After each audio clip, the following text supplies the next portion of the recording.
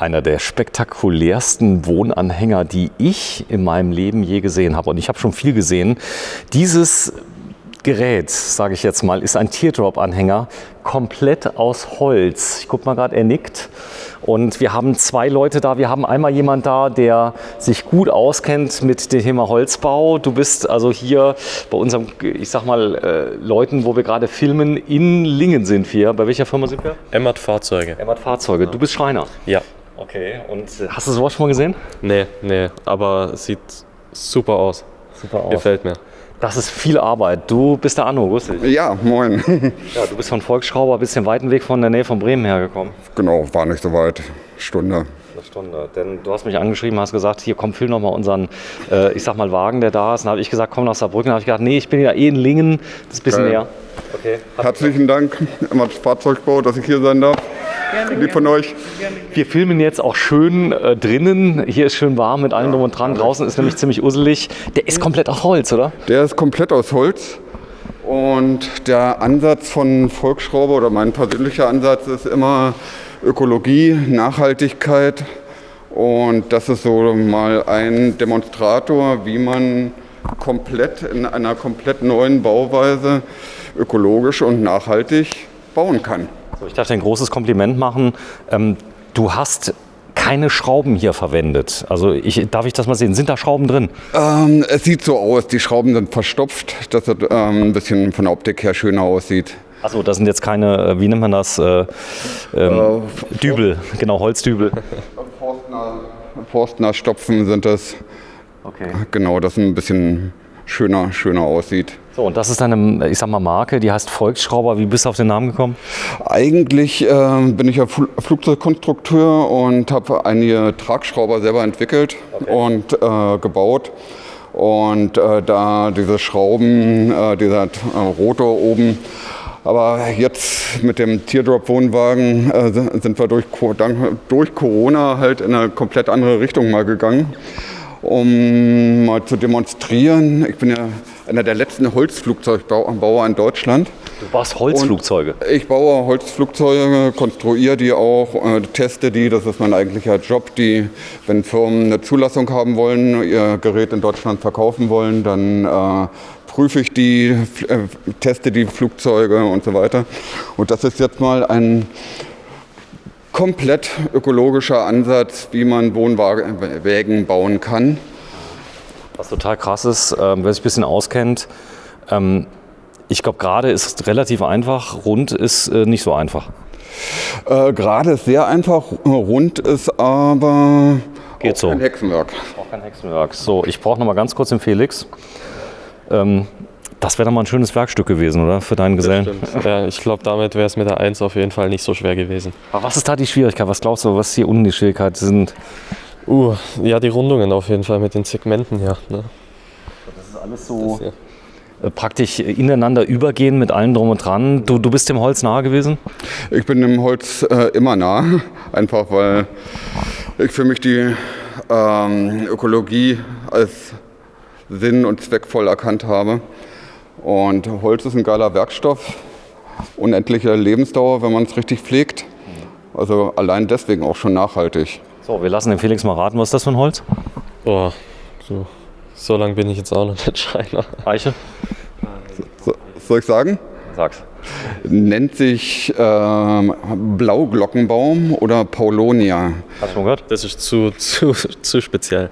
Blauglockenbaum. Blauglockenbaum ist auch eines der ersten reinen Plantagenhölzer, die es gibt. Also kein Waldholz, allein deswegen auch schon wieder nachhaltiger. Okay. Es wird richtig auf Ackerflächen angebaut. Es gibt schon einige Plantagen hier in Deutschland auch. Und wir sind auch in Verhandlungen mit Kiritec, die einige in dem Bereich eine sehr, sehr große Vorreiterrolle einnehmen.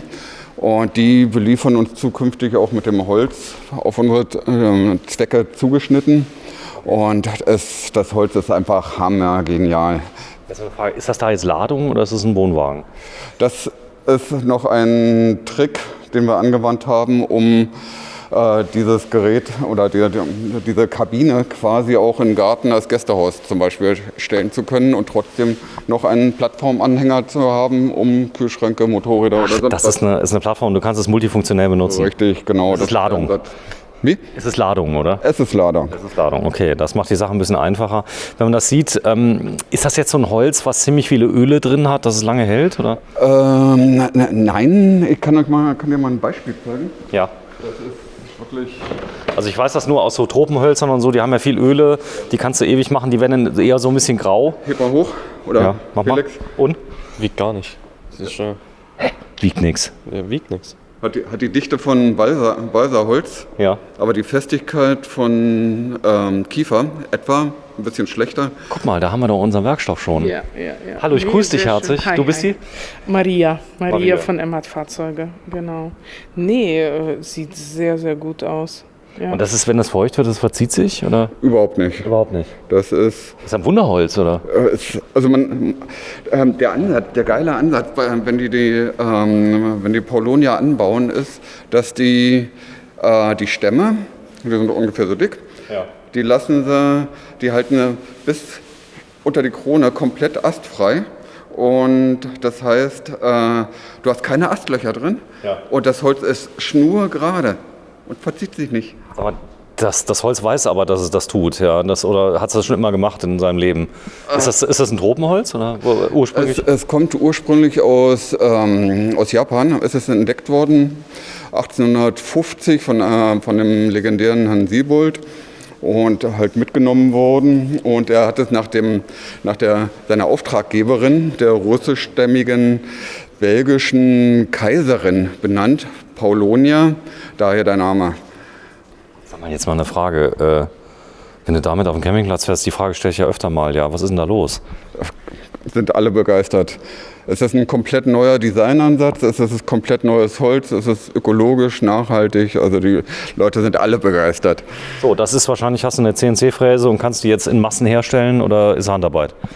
Es ist und bleibt Handarbeit und genau das ist auch genau der Spirit, den es haben soll, weil Volksschrauber beschäftigt sich ja mit den Themen und Leute sollen sich damit beschäftigen und so ein Ding zu bauen ist kein Hexenwerk. Dauert wie lange? Wie lange bist du dran? 2, 3 Wochen? Ungefähr 2, 3 Monate. Monate, okay. Ja. So, hier vorne sieht man noch ein Geheimnis. Hier ist noch eine Stahlverstärkung, oder? Was? Was? Da ist so ein Stück Metall drin, hier in der Mitte. Achso, nee, das ist nur für die Tür. Für die Tür. Hast du eben gemerkt? Ich habe gesagt, eine Stahlverstärkung. Was? Stahl? Das ist alles hier aus Holz. Und hier sieht man sehr schön, du benutzt es auch, denn es hat ein Hubbett mit drin, hätte ich fast Genau, gesagt. kann das mal vorführen? Zeig mal bitte. Ja. Jetzt zieht die Schuhe aus. Felle übrigens drin, das finde ich auch klasse. Also, erstmal der Tisch. Man kann die Stühle reinstellen. Ja. Willst du mir mal angeben? So, Ach so, extra so konzipiert. Du kannst innen essen. Einmal essen, 3 Stühle passen rein. Und man kann hier schön kochen. Offene Gasflamme. Kommt dann die Fressalien ran, hier unterm Bett. Die Fressalien. Sag mal gerade, was hast du dabei heute? Also in Kaffee. erster Linie Kaffee Ja. und ja, nochmal Ersatzkartusche. Ein Pellegrino hast du dabei. Genau, und ja, meine kleinen Auch sind die hübsch. Tassen und So, Zelt und so weiter. Also das ist ja jetzt was, ich sag mal so, im Winter heizen, wie wird hier geheizt? Gar nicht? Moment. also wenn man den Brenner so 10 Minuten laufen lässt, hat man hier oben rund 60 Grad. Ja. Das 3500 Watt sind ein bisschen viel, deswegen zum schnell anheizen nimmt man den. Und die Luft, wie ist so die Sauerstoffzufuhr, wie wird das gemacht? Hat extra die Hat eine eigene Zufuhr. Luft von außen, ja klar, muss. Okay, muss. Und das ist eigentlich das Kernthema auch für die Heizung, dass wenn man sagt ja 4 oder 16 Kubikmeter pro Person und Nacht müssen umgetauscht werden, damit es ein schönes Klima gibt. Und ich habe mir überlegt, wie man das am besten hinkriegt, auch mit einer Heizung. Und letztendlich war gut, in Thermodynamik mal aufzupassen. Und da ist dieser kleine Beschleunigerofen auch bei rausgekommen. Ein was? Ich nenne den Beschleunigerofen. Echt? Warum? Weil, Ich dachte, das steht in CERN, das Teil, ja. ja, also das ist, Erzähl mal. ich nehme es mal runter, weg. Das ist, Felix, komm mal gucken. Ja. Das ist ja, guck mal, der Beschleunigerofen. Ui. das ist, also der Ansatz ist der, dass Luft immer von außen nach innen kommen muss, Frischluft. Ja. Und diese Frischluft wird von außen angesogen, kann man hier einregeln. Und dieses Beschleunigerblech wird heiß, erwärmt durch die Flammen, erwärmt die Luft, geht nach innen und hier oben sind die Entlüftungen dann. Also du hast ständige Zirkulation, schön angewärmte Luft. Durch die Luft entsteht eine Art Kamineffekt. Richtig, und dadurch genau. wird Sauerstoff eingesogen und Extraktamente. es riecht auch schön. Es riecht so ein bisschen nach den Ölen, die da drin sind. Oder? Das sind Duftkerzen, Orange diesmal. Also das ist. Ach so, Beschleunigerofen, damit mehr Sauerstoff beschleunigt hier zirkulieren kann. Genau. Wie ist so der Duftkerzenverbrauch am Tag? Also das ist, die brennen 10 Stunden lang Okay. und die kleinen brennen rund 5 Stunden. Und du musst die nicht dauernd anlassen, alle, sondern das ist wahlweise, wie man... Also ich mache das dann so, wenn ich schlafen gehe, mache ich alle an. Ja. Dann brennen die kleinen Kerzen runter, gehen irgendwann aus und dann brennen nur noch die großen. Dann ist es so auf Halblast und man hat immer schön kuschelig warm, kann die Füße drauf machen, hat warme Füße. Und das ist wesentlich, muss man sagen. Also das merkst du richtig, wenn das an ist. Der Sauerstoff, der ist dann viel, viel besser hier drin. Der Sauerstoff ist besser und vor allen Dingen, du hast rund von der Heizleistung hier sind das pro Kerze rund 60 Watt. 12 Stück sind drin, kann man sich ausrechnen. Also rund 600 Watt Heizleistung. Also es langt, jetzt sind zum Beispiel 2 Grad jetzt hier draußen, das merkst du richtig, oder? Das ist, also auf 25, 28 Grad kommt man ja problemlos. Also es ist richtig kuschelig. Hast du gehört? 25, 28 Grad. Ihr baut ja was ganz anderes. Ihr baut Wohnmobile, ihr baut Rettungswagen. Ja. Es ist ein ganz anderer Ansatz, seine Freizeit zu verbringen und auch ganz cool.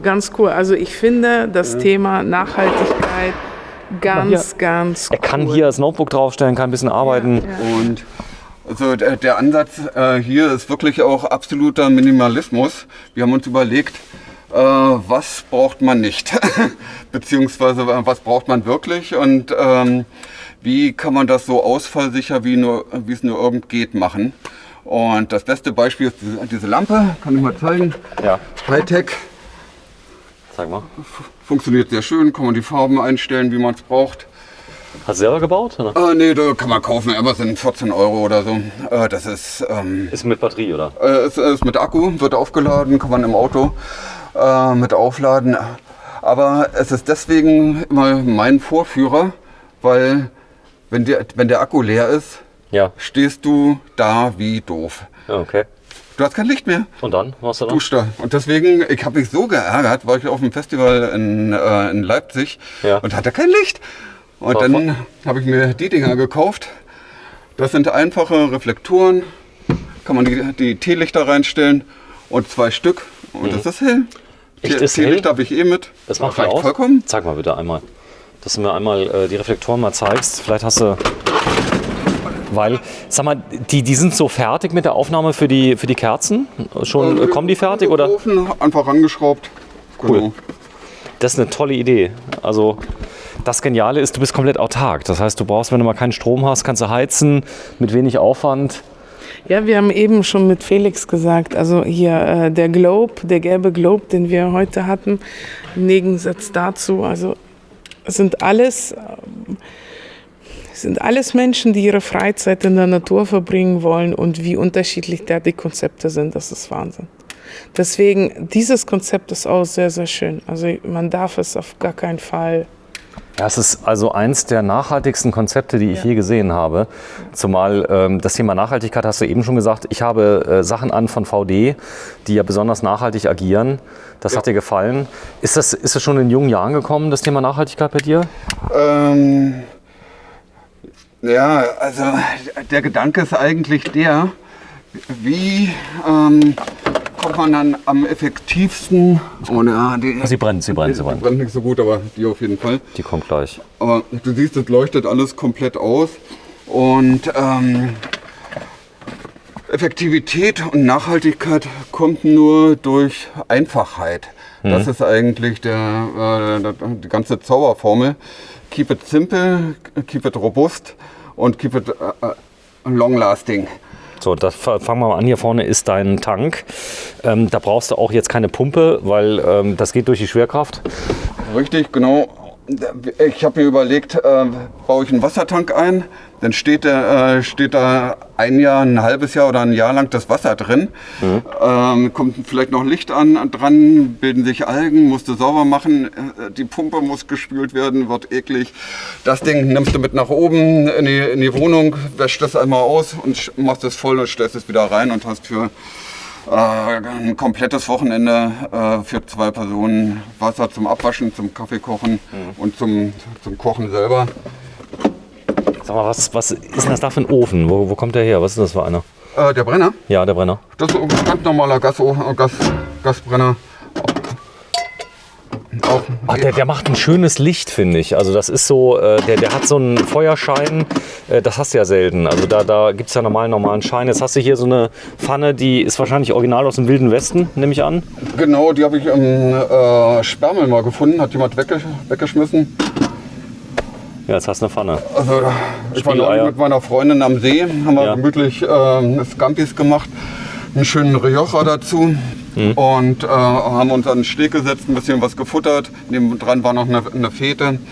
Und das war einfach, konnten die Flasche leer machen und dann einfach reinfallen. So, ich komme mal gerade auf die andere Seite, wenn du mir gerade mal aufmachst. Er hat nämlich 2 Ausgänge. Hier vorne sind die Fenster mit drin. Das bedeutet, Thema Leichtbau, was wiegt der ungefähr? Du hast ihn wahrscheinlich gewogen mal. Der wiegt jetzt rund 330 Kilo. 330? 330 Kilo. Das heißt, du kannst den mit einem E-Auto ziehen, also auch mit ganz geringen Anhängelasten. Dafür ist er ausgelegt. Und warum leicht? Auch wieder ein Thema der Ökologie. Kraft ist Masse mal Beschleunigung. Je mehr Masse du hast, die beschleunigt werden muss, umso mehr Kraft brauchst du, umso mehr Kraftstoffverbrauch hast du, etc. etc. Also Leichtbau ist wirklich das A und O und deswegen bin ich halt froh, dass ich aus dem Flugzeugbau komme. So, wenn du mir mal zeigst, wie du da liegst, bitte. Ja, also da mal kurz mal. Großer Vorteil, man muss die Betten nicht machen, ist doch geil, oder? Ja, du kannst aber hochklappen. Das wäre was für mich. Ich bin ja so chronisch faul. So, das ist die Kopffläche. Ihr habt den schon öfter mal ausprobiert. Wie lange ist der schon fertig jetzt? Also ich bin jetzt rund 4 Monate damit im Einsatz. Ich nehme den immer mit zu meinen Kunden, wenn ich irgendwo Flieger teste oder Audits mache, Konstruktionsaudits. Dann schlafe ich meistens auch da drin. Sag mal, willst du den anbieten auch für andere?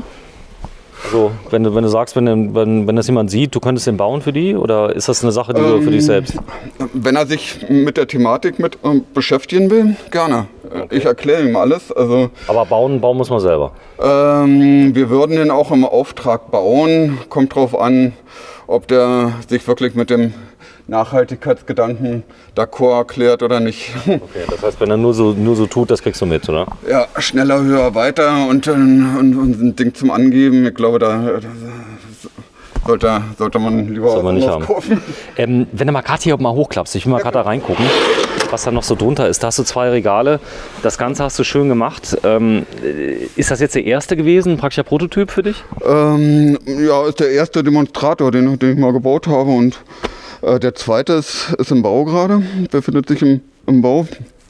Und wir haben wirklich auch beim Design darauf geachtet oder bewusst mal nicht geschaut, wie andere Firmen das machen, sondern komplett neu. Richtig in die Basics gegangen, alles versucht zu verstehen und eben nicht kompliziert kann jeder, aber die Hausaufgaben machen, das ist so das große Thema eigentlich. So, die Form ist ja jetzt sehr aerodynamisch, nehme ich mal an. Also das heißt, er nimmt sich nicht zu viel Sprit dann, wenn du ihn hinten dran hängst. Er wiegt wenig, genau. Luftwiderstand ist gering. Habt ihr mal einen Luftkanal einfach mal reingestellt, mal zum Gucken? Haben wir nicht gemacht. Aber die CW-Werte kennt man auch so. Und das war eigentlich auch eins der Hauptdesignkriterien, dass wir den ausgelegt hatten. So, wenn du mal gerade noch mal so nett ist, mach noch mal hoch, dass man mal sieht, wie schnell das geht. Also das Ding kommt runter. Also, ja, kann man runter machen, muss man nicht. Dann kann man ja noch mal diesen Anhänger, kann man das ganze Jahr benutzen, noch mal nachhaltig. Ja. Das heißt, du kannst damit zum Beispiel Laub wegfahren oder irgendwas anderes drauf machen, richtig, Motorrad ziehen, was du willst. Das ist richtig viel Platz. Was ist da drin? Ja, das ist auch noch, habe ich einfach mal so nebenbei gebaut. Ein Klo. Eine ökologische Trenntoilette. Trenntoilette, guck mal. Ja, ein großes Thema. Genau. Ja, großes Thema. Da sind wir das ganze Wochenende dran, weil wir gesagt haben, das Thema Trenntoilette, da ist eine Tüte. Selber gebaut? Du selber gebaut? Das ist, komplett selber gebaut, genau.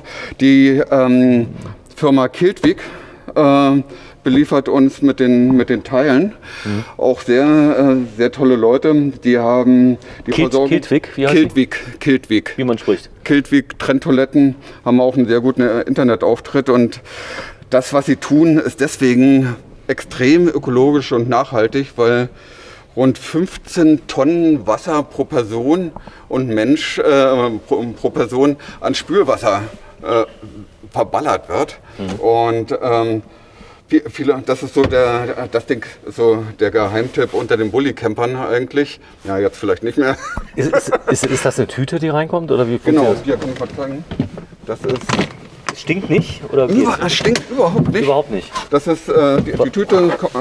Kann man Knoten reinmachen, ist biologisch abbaubar. Was ist da unten drin? Das ist die Streu. Streu? Da packt man dann einfach. Ist das so Streu für zum Beispiel Hamster oder so?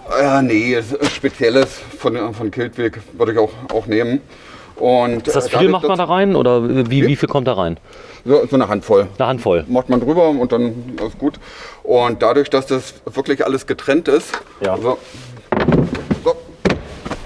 Den mal raus. Und es riecht nicht? Riecht ein bisschen nach feuchter Erde, ja. Aber überhaupt nicht unangenehm. Also das sagen alle. Das ist echt so, egal mit wem ich gesprochen habe. Und ich habe auch mal die Nase reingehalten, du riechst überhaupt nichts. Es riecht wie Humus so ein bisschen. Das ist, dann nimmt man Toilettenpapier, wischt einmal rum, schmeißt das rein, Stöpsel rein, Deckel zu und viele gehen ja hin und machen das Klopapier sogar noch in eine Tüte rein, dass es nicht hinten reinkommt, sodass also das, was rauskommt, man auf dem Kompost machen kann. Das ist alles kompostierbar und alles reine Natur. Und die Firma Kiltwick beliefert auch die Forschungsstation der Geologen, der Vulkanologen auf den Kanarischen Inseln. Und zwar deswegen, weil das alles Naturschutzgebiet ist und die da A, kein Wasser haben und B, die Sachen irgendwie dann entsorgen müssen. Und das können sie dann einfach dort vor Ort vergraben und fertig aus. Sag mal, das Thema Feuchtigkeit, Aufnahme, Holz. Ist das Holz geeignet, Feuchtigkeit aufzunehmen oder ist das relativ dicht? Also dicht ist es. Ich war mit meiner Freundin unterwegs, kompletter Platzregen, Sommergewitter und war komplett dicht, überhaupt kein Thema. Nee, ich meine dicht, dass keine Feuchtigkeit von innen nach außen raus kann. Das ist noch das andere richtig Geile an dem Holz, und zwar, dass das komplett atmungsaktiv ist. Also du hast die Isolation zum einen, aber wenn du dich so ein bisschen mit Dämmwerten und Kondenswasser und so weiter beschäftigst, dann wirst du sehen, dass richtig viel Kondenswasser anfällt, allein durch die Atemluft. Ja. Und das muss irgendwie raus, und wenn das nicht geht, weil du die Hütte mal schön mucklig haben willst und dann Heizung an, dann wirst du nicht lüften. Und also hier drin ist es wirklich niemals klamm. Und höchstens die Scheiben beschlagen ein bisschen, aber deswegen ist Doppelverglasung. Also doppelverglast, innen und außen. Ja klar, ist ja klar. Aber das ist, im Prinzip hast du was gelernt von den Flugzeugen so ein bisschen, oder? Doppelverglasung, die drin ist. Ja, ist auch nicht verkehrt gewesen, an der Uni aufzupassen. Also der bringen sie einem auch eine ganze Menge Basics bei. Und da war was da, ein Eiskübel? Achso, das hat sich mein Sohn gewünscht, und zwar Der Vorname von deinem Sohn? Oskar. Oskar, meiner auch. Also Ja, auch Oskar, echt? ja. Der ist 9. 9 ist mein Oskar. Deiner? Meiner 12. 12, okay. Und der kocht auch sehr gerne und der wollte, wenn wir hier drin kochen, dann will er unbedingt einen Mülleimer haben, wo er das gleich reinschieben kann. Deckel drauf. Der Oskar. Oskar, genau. Cool, hat er gut gemacht, der Oskar. Also ein tolles Teil. Ich habe nur eine Frage, wenn du mal kurz mal mit rauskommst. Ja klar. Es ist ja so, das ist ein cooler Denkansatz. Jetzt sind ja viele Leute nicht so handwerklich begabt wie du. Und du würdest auch sagen, so 2-3 Monate würdest du auch damit verbringen, oder? Ja, ja. Das locker, aber ich sag mal, es ist ein cooles Teil. Also damit, ja, wenn du dir vorstellst, so gut der Nachteil ist, wenn jetzt einer dein Lagerfeuerchen drunter macht, ja, dann ist das leicht brennbar, das Holz, oder braucht das ewig? Das ist eigentlich das noch ein richtig geiler Punkt von dem Paulonia. Und zwar wurden früher in Japan die wertvollen Kimonos in Schränken aus Paulonia aufbewahrt, weil als Feuerschutz. Weil der Flammenpunkt von Paulonia liegt bei 420 Grad ungefähr, während der Flammenpunkt von Kiefer 200, also die Hälfte, weniger als die Hälfte. Okay, also das wird nur grau oder schwarz und dann fängt nicht direkt an zu brennen, oder? Richtig, genau. Also Ja. ein Teufelszeug, wirklich. So, das heißt Bauzeit mehrere Monate, das heißt, du musst dafür schon, ich sag mal so 20.000 haben für sowas, wenn du es fertig baust? Also wenn wir es im Auftrag bauen sollten, dann wird es eher bei 25.000 bis 30.000. Ja, habe ich auch gedacht. Also das ist ja Handarbeit, ein eigenes Konzept. Sag mal, als du hier mit der Schablone, ich nehme an, da war eine Schablone mit dabei, wie man sieht, dann die Farbe aufgebracht hast, ja, das machst du ja genau einmal, oder? Richtig, oder man kann es nochmal abschleifen? Achso, den sollte man auch regelmäßig so ein bisschen anschleifen, einmal im Jahr und dann eine neue Ölung verpassen. Und dann Eine Ölung, eine heilige Ölung. Richtig, genau. Ist das geil. Aber es ist so, Pflege ist ganz wichtig. Den jetzt zuzumachen mit Lack würdest du nicht machen, oder? Oh nein, es gibt früher, der mal ein Holzboot hatte. Ja, du lachst so, weil ich hätte den direkt mal mit 8 oder 9 Schichten hätte ich den mal zugemacht, ja, dann hält er ewig. Dann ist er nicht mehr ökologisch. Mit Lack. Ökologisch. Das heißt, der ist ja im Moment offen, diffusionsoffen. Man könnte ja die Seitenwände, die könnte man ja lassen, die können wir ölen, aber obendrauf können wir lackieren. Das würdest du auch nicht machen, ne? Nee, und zwar deswegen, weil überall da, wo eine harte Schicht drauf kommt, wenn du eine kleine Verletzung hast, das kennen die Holzbootbauer aus den 30er Jahren noch richtig, das Wasser kriecht zwischen Lack und Holz und vergammelt dir das und du siehst es nicht mal. Ja. Du spürst es nur, wenn du im Herbst das Ding aus dem Wasser holst und einmal durchtrittst. Aber ich überlege gerade, ob wir ihm mal die Holzwerkstatt zeigen von Emmert, ja, dann mit der 3D-Fräse, mit einer 5D. Was ist das? Nee, 3-Achs, aber kann 3D. Ja. Kann 3D. Also die haben das heißt, also wenn du jetzt jemand hättest, der, ich sag mal, dieses Holz auch bearbeiten könnte, das kommt jetzt in welchen Maßen, die Bohlenmaße, wie sind die, wenn die angeliefert werden? Die Standardbretter sind, was war das, 125 Millimeter mal 18 und sind halt verschiedene Stärken. Verschiedene, damit der Radius halt schön gebogen werden kann. So, du hast eine Website, die heißt volksschrauber.de, nehme ich an. .com. So, jetzt. Auch bei Google, nicht bei Bing, sondern bei Google schon an erster Stelle. Also. Das ist ja gut, ja. Du hast es einer mal geguckt, also volksschrauber.com. Also erstmal großes Kompliment. Herzlichen Dank. Eins der tollsten Teardrop-Anhänger. Was heißt der tollste Teardrop? Also ich finde hier aus Stahl, finde ich auch ganz toll. Anderer Ansatz, muss man auch sagen. Airstream. Nee, habe ich jetzt in der Schweiz, habe ich ganz viele selbstgebaute Stahl gefilmt in Bern. Cool. Aber aus Holz sowas habe ich mein ganzes Leben noch nie gesehen. Also das ist, und du hast mich ja angerufen, ich habe gedacht, komm vorbei. Ich habe ein Foto gesehen.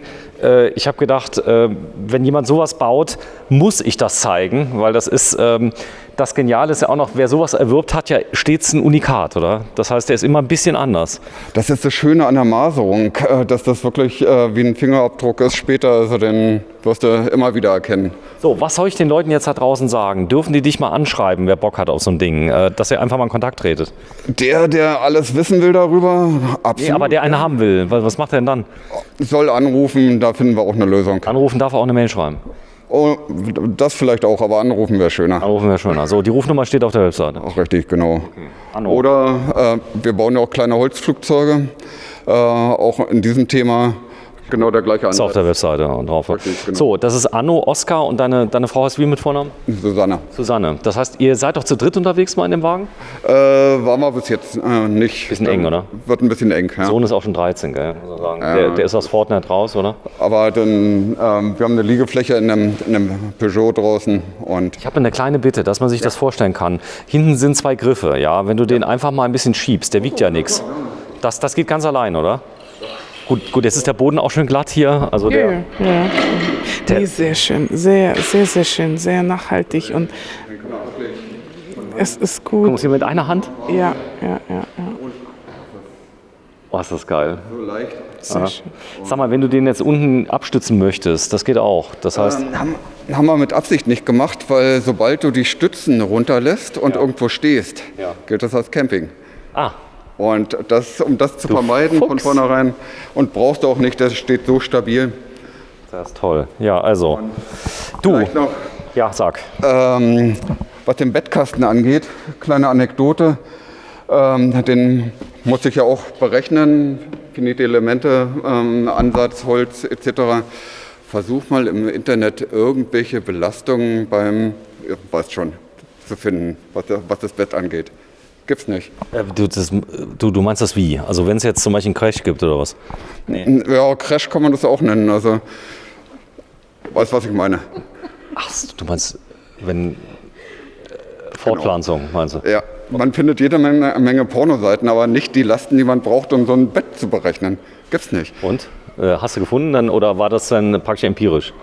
Naja, sag mal, als Flugzeugbauer, Ach so, du hast es schon im Flugzeug berechnet. ich habe eine Pilotenmasse von je 2 mal 100 Kilo angenommen, die mal 5G, 5-fache Erdbeschleunigung und dann auf doppelte Sicherheit gegangen. Warte, ich zeig mal grad. Safe. Das Ding ist safe. Das heißt, ihr habt es dann anschließend getestet. Aber das ist ja auch massiv hier. Jetzt habe ich auch endlich mal verstanden, was du wolltest von mir. Ja, das ist ich bin 53, ich bin aus dem Alter raus. Ja, ich habe die Kinder schon gezeugt und alles gut. Da steht er, der Volksschrauber. Du bist ein cooler Typ, ganz ehrlich. Du bist ganz anders wie alle anderen, die ich kennengelernt habe. So dieser nachhaltig ökologische Ansatz finde ich cool. Ist nicht jedermanns Sache, aber die Leute, die drauf stehen, ich sag mal, die suchen ja genau sowas, oder? Ich denke, das kann man fast schon so ein bisschen als Bewegung bezeichnen, weil das ist eigentlich, wir müssen in irgendeiner Art und Weise früher oder später dahin, weil alles andere ist nicht wirklich nachhaltig. Ich habe jetzt gedacht, ich tank Diesel statt Benzin, das ist noch nicht nachhaltig, oder? Ist gut, du hast verstanden, viele machen sich keine Gedanken, denn ich sag mal, im Moment ist es ja so, wir werden wahrscheinlich in die Richtung gehen, was auch die Regierung angeht. Das Ganze wird ein bisschen gedrückt, aber es hat sich viel getan. Sachen, die vor 10 Jahren noch undenkbar waren, sind heute Standard. Guck dir an, was da abgeht bei Elektromobilität. Da sagen jetzt viele, ja, das ist noch nicht nachhaltig, aber einer muss ja mal anfangen, oder? Richtig, genau. Und das Ding kannst du mit dem E-Auto ziehen, das finde ich klasse. war auch eins der Kriterien. Beziehungsweise ich habe einen kleinen Lomax, ist auf Entenbasis, so ein kleiner Roadster, der darf nur 270 Kilo ziehen. Ja, und da hast du noch leichter gebaut, oder wie? Und das wäre jetzt der nächste Ansatz, das denke ich nochmal abzuspecken, damit ich dann mit dem kleinen Roadster ziehen kann. Okay, cool, ja. Also volksschrauber.com, ökologisch, nachhaltig, effektiv. Darf ich noch fragen, wie alt du bist? Ich bin 58. 58. Er sieht viel jünger aus. Er sieht so alt aus wie ich leider. Ja, Okay, das muss ich jetzt. Ja, klar, natürlich. Du siehst super aus. Du siehst toll aus. Und dann noch der junge Sohn und so weiter. Ja, das ist toll. Also ich bin ganz happy. Und guckt mal auf die Seite drauf, dann werdet ihr auch mal erfahren, was Tragschrauber sind. Das sind, glaube ich, Hubschrauber, die, ich sag mal, angetrieben werden durch den Fahrtwind, oder? Ach, richtig, genau. Die Und praktisch wie so ein Dings da, so ein Samen, was vom Baum runterfällt, fliegt. wie ein Ahornsamen, genau. Und also auch sehr viel effektiver und, naja, nachhaltig will ich nicht sagen, aber sehr viel effektiver als ein Hubschrauber zum Beispiel. Kannst ähnliche Manöver fliegen damit, also schon coole Sachen. Ja, last but not least ist auch hier die Regenrinne, die du eingebaut hast. Das sind also Kleinigkeiten, kamen wahrscheinlich aus der Praxis, oder? Richtig, genau. Das Wasser darf halt nicht hier reinlaufen und deswegen der Abweiser und Ja, trotzdem wollen wir unserem Sponsor nochmal vielen Dank sagen. Wir sind bei Emmert Fahrzeugbau. Diese kleine Halle ist eine von 5. Das wäre doch mal eine tolle Produktionshalle für euch, oder? Das ist nur der Bereich Stahl. Also mir wäre es eigentlich lieber, wenn die Leute das in ihrer Garage machen. So ist Geht leider nicht. Die bauen hier über 100 Fahrzeuge. Achso, das war. Ja, die brauchen viel Platz hier drin. Jetzt ist ja Wochenende und so weiter. Ja. Das ist aber richtig geil. Also ich habe dich tief in mein Herz geschlossen. Das war nicht ehrlich, weil ich liebe das, wenn die Leute mit Holz umgehen können. Und das ist ja auch nicht jedermanns Sache. So, jetzt kommt der Profi. Du bist ja jüngst dabei. Er macht das auch ganz gut. Und wie findest du?